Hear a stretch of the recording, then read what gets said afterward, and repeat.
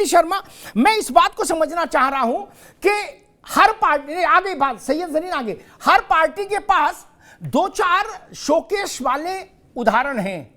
फूलन देवी, लालू जी की पार्टी नहीं है, वरना वो राबड़ी देवी को उदाहरण नहीं देने देते मुझे। वो कहते हमने मुसहर समाज की एक महिला लोकसभा भेजी थी जिता के। ठीक, सबके पास कुछ उदाहरण हैं, लेकिन मैं कह रहा हूं राजनीति की वास्तविक शक्ति परिवारों के पास ही सीमित है। कोई पार्टी हो, क्या ये गलत बोल रहा हूं? उसमें महिला हो चाहे पुरुष हो, घी थाली में ही गिरेगा, बाकी जिंदाबाद का नारा लगाओ। क्या कार्यकर्ता हो बोले नारा लगाओ, देश मजबूत करो, प्रदेश मजबूत करो, पार्टी मजबूत करो। क्या मलाई कौन खाएगा? बोले परिवार के लोग हैं यही खाएंगे। क्या मैं एक उदाहरण दे दिया ना, 10 बड़े विभागों का मंत्री पति, पत्नी राज्यसभा में, बेटा एमएलए, और क्या बचेगा? क्या बचा? क्या चाहते हो? वो भी लोकतंत्र मजबूत कर रहे हैं। यही चीज समझने की आवश्यकता है कि लोकतंत्र में जो परिवारवाद का विष है वो आदि सदियों से, मतलब आप देखिए जब से आजाद हुआ है भारत तब से पनपता आया है। जवाहरलाल नेहरू, उनके बाद इंदिरा गांधी, उनके बाद राजीव गांधी, उनके बाद संजय गांधी, और चाहे आज राहुल गांधी। मेरा ये प्रश्न है, या फिर प्रियंका जी, क्या कांग्रेस पार्टी में, मेरी बहन यहाँ आस्था बैठी हुई है, क्या मैं बात करती हूँ कि कांग्रेस पार्टी में आप पहले नहीं, मैं ये बता दीजिए। नहीं, आस्था तो वहां तक पहुंचने में भी समय लगेगा। अभी आस्था जी अपना बायोडेटा मैं आपसे शेयर कर लूंगी जब उसका विषय होगा। फिलहाल मेरे बायोडेटा और आपके बायोडेटा पे बात नहीं हो रही है। हम देश की राजनीति और लोकतंत्र की बात कर रहे हैं कि किस तरीके से परिवारवाद का विष जो है वो हर घर, हर पार्टी से कहीं ना कहीं से वो पोषित हो रहा है, और उसकी वजह से जो एक दो चेहरे हैं। बरखा जी ने अभी केवल नीति शर्मा की आवाज जाएगी। जी, अभी केवल किसी की आवाज नहीं जाएगी, अभी मत बोलिए, आवाज नहीं जाएगी। ओनली मैं थोड़ा शालिंदा रखती हूँ जब आप नहीं, केवल मेरे डिबेट में एक बार में एक आदमी बोलेगा किसी भी सूरत में, नीति शर्मा ओनली। बरखा जी ने एक पक्ष रखा, वो भी अपना पक्ष है कि अगर आप योग्य हैं, सक्षम हैं, तो अपने दम पे आगे बढ़िए। लेकिन ये भी दूसरा पक्ष है कि कहीं ना कहीं बहुत सी महिलाएं और बहुत से वर्ग आज वंचित हैं, वहां तक सुविधाएं नहीं जा पा रही हैं, उनका संघर्ष बहुत ही कठिन है। अगर उनको हम वो पृष्ठभूमि देते हैं, उनको वो सहूलियत देते हैं, वो शिक्षा देते हैं, वो व्यवस्था देते हैं कि वो अपने हुनर को और अपने टैलेंट को आगे निखारें, तो वो कहीं ना कहीं देश के विकास में ही उसका योगदान रहेगा, देश के पतन में कभी नहीं होगा। इसलिए आरक्षण की आवश्यकता है कि वंचित वर्गों को, जो वंचित महिलाएं हैं, उनको ये अपॉर्चुनिटी मिलनी चाहिए। दूसरी तरफ जहां पे परिवारवाद की सारी बात ये हो रही है कि जो सारा आरक्षण का इसका लाभ किसको होगा। आज श्रेय लेने का लाभ में है कि लाभ किसको चाहिए, नाम किसका होगा, और वो नाम को वोट बैंक में कौन सी पार्टी, कौन सी सत्ता दल उसको कन्वर्ट कर पाएगी। बार बार यही बात मैंने पहले अपने वक्तव्य में करी, आपको वही चीज लाभ में दे पाएगी किसी भी पार्टी की। मैं निष्पक्ष होकर बात कर रही हूँ, जो धरा पे काम करेगी, जो कमिटमेंट करेगी, और उसको रिजल्ट ओरिएंटेड कमिटमेंट होंगे, रिजल्ट दिखेंगे। ये जरूरी है, जो पार्टी देगी निश्चय रूप से उसको उसका लाभ। बरखत रेन, मैं एक उदाहरण देके बात समझना चाहता हूं कि लालू जी जब चारा घोटाले में जेल गए तो उन्होंने अपनी राजगद्दी, अपनी मुख्यमंत्री की कुर्सी राबड़ी जी को दे दी। विधायक दल की बैठक बुलाई, राबड़ी जी को चुनवा दिया नेता विधायकों, मुख्यमंत्री हो गए बिहार की। ठीक, हम इसको वुमेन एम्पावरमेंट माने। राबड़ी जी भी पिछड़े वर्ग से हैं, दलित पिछड़े पीडीए का सशक्तिकरण माने, या एक शक्ति संपन्न शासक के द्वारा अपनी पत्नी को राज सिंहासन पर बैठा देने की घटना माने, या इसको पीडीए जिंदाबाद का नारा लगा दें इसको सुन के कि राबड़ी जी वो पीडीए जिंदाबाद। मेरे हिसाब से तो ना जीडीए है, ना पीडीए, ना डीडीए है, ना एलडीए है, ये तो कुछ नहीं है। उन्होंने कोई गांव गरीब की महिला उठा के बना दी होती मुख्यमंत्री तो मुझे लगता कि हाँ ये पीडीए हो गया। वो मिसेस लालू प्रसाद यादव तो पहले से थी। बरकत रहे, बिल्कुल, वो तो पहले से ही सशक्ति, ये तो परिवार है, आप एक ही परिवार हैं। मैडम पहले ही सशक्त थी, उनको भी बना दिया आपने। लेकिन मैं यहाँ पे सभी पैनलिस्ट से एक ही सवाल पूछना चाहती हूँ, विमेन एम्पावरमेंट, महिला सशक्तिकरण, आप 100% रिजर्वेशन दे दो, महिलाएं सशक्त हो जाएंगी। जो मूल कारण है उनको सशक्त करने के लिए, जो दूर दराज में शिक्षा को बढ़ावा देना है, जो उन्हें सेल्फ डिफेंस सिखाना है, जो उन्हें पॉलिसी मेकिंग में लाना है, जो इन तरीके के कार्यों पे बात नहीं करेंगे। रिजर्वेशन, क्योंकि ये वोट बैंक खींचेगा, ये राजनीति है, इसमें इसे लेके आएंगे। ये अभी बातचीत है या पास होगा, इम्प्लीमेंट कैसे होगा, बहुत दूर की बातें हैं। ये फिर वही लेमन जूस है जो सालों से चूसते आए हैं और भी चूसते रहेंगे। बरकत रहना भी रुक जाओ, मैं यही सवाल एक बार सबसे पूछ लूं। शबनम पांडे जी, ये दरवाजे पर लटकी गाजर है, ये इसलिए कह रहा हूं कि टाइम टेबल भी आना चाहिए।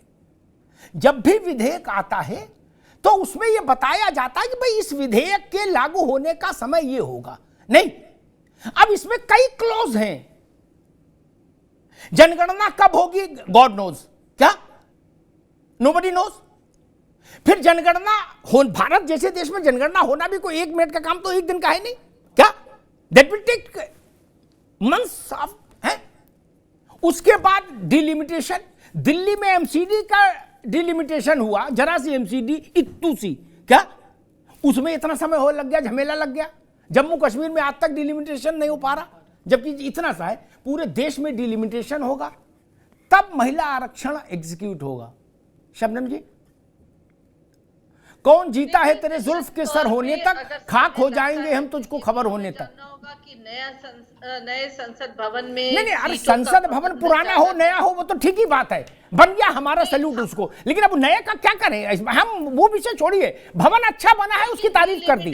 होगी, सीटें बढ़ेंगी, सीटें डिलिमिटेशन होगी, सीटें बढ़ेंगी। अगर हम पुराने में रहते तो शायद डिलिमिटेशन पे सीटें बढ़ने के बाद बैठने तक का प्रबंध नहीं भैया। शबनम जी, हमने क्या पूछा, आप तो योग्य व्यक्ति हैं, ऐसी बात कर रहे हैं। ऐसा घोर माठा नहीं करो आप। इस जो आप टीवी पे देख रहे हो ना, एक बार सुन लो, जानकारी की बात है। ये जो टीवी पे दृश्य आप देख रहे हैं ना, इस हाउस में 850 से ज्यादा, मेरे ख्याल से 900 के करीब, 850 से 900 के बीच में, एग्जैक्ट संख्या भी मैं भूल रहा हूं, सांसदों के बैठने की कुर्सी लगा दी गई है। कल से क्यों नहीं लागू हो जाता है? देखिए, जिस तरीके से अयोध्या मंदिर के समय में लोग हवा हवाई ये वही बात हो गई कि बुआ की मूंछें निकलेंगी तो फूफा कहेंगे, पर उतरेगा और हमारी सरकार के समय उतरेगा। और दूसरी बात, एक बरखा जी की बातों का जवाब देना चाहती हूँ। ये कहती है कि क्यों नहीं सब आ जाते। अगर मायावती जी एंट्री देती नहीं थी, अब बाध्य होंगी आरक्षण होने के बाद एंट्री देने के लिए, उन्हें टिकट देना होगा। इलेक्टोरल पॉलिटिक्स एकदम डिफरेंट है और अन्य चीजों से। जब बाध्यता आएगी तो महिला को बगैर आरक्षण के तो वो बाध्यता किसी पे आएगी नहीं। हर परिवार का तो एक पार्टी बनी हुई है, चाहे वो आरजेडी हो, सपा हो, जी ठीक है। शबनम जी आगे बात, आगे आस्था तिवारी यही प्रश्न आप, ठीक शबनम जी आगे, समय कम है। आस्था, यही प्रश्न मैं सही जरीन से भी पूछूंगा, सबसे एक ही प्रश्न लूंगा कॉमन। आपके हिसाब से महिला आरक्षण जमीन पर कब उतर जाएगा? प्रोसेस नहीं, प्रोसेस मुझे पता क्या है, जमीन पर कब उतर जाएगा, आपका सेंस क्या कहता है? छोटी सी टिप्पणी। देखिए, मेरा सेंस ये कहता है कि भाई महिला आरक्षण जुमला बन के नहीं रहना चाहिए। ये हम लोग बहुत सालों से कोशिश कर रहे हैं। आज अगर इनके पास संख्या बल है और इसको लेकर के आए ये लोग, तो इन्हें कायदे से इम्प्लीमेंटेशन का प्रोसेस बताना चाहिए था कि भाई हम इस तारीख को इम्प्लीमेंट कर देंगे। अब आज ये लॉलीपॉप दे रहे हैं कि हम करेंगे नहीं, जब जो है हमारे पास पॉपुलेशन का डेटा आ जाएगा, सेंसस हो जाएगी तब। सेंसस कायदे से तो आपको 2021 में करा लेनी थी। आप कहेंगे कि कोविड का हवाला देंगे कि नहीं हो सकी, अब तक करा लेनी चाहिए थी अगले 2 साल में, आपने तब भी नहीं कराई सेंसस। अब क्योंकि इलेक्शन आ गया, अगर आपके पास इम्प्लीमेंटेशन की व्यवस्था नहीं थी, आपने इम्प्लीमेंटेशन की डेट डिसाइड नहीं करी थी, तो आपको फिर जब इतने साल वेट किया था इंसान ने, तो हम लोग और वेट करते। आपको कायदे से वेट करें भाई, इम्प्लीमेंटेशन की पूरी प्रक्रिया सियासत भी करनी है, आपको भी, आपकी पार्टी को भी निपटाना है, वेट क्यों करेंगे? ठीक है, आस्था आगे बात, आगे you made your point very well. Syed Zareen, आपको क्या लगता है, आपकी विजडम क्या कहती है? सवाल इतना ही सा है, अब पीडीए का मसला नहीं, उधर मत जाएगा। महिला आरक्षण जमीन पर कब तक उतर सकता है? आज उसका एक फ्रेमवर्क हमको दिख गया।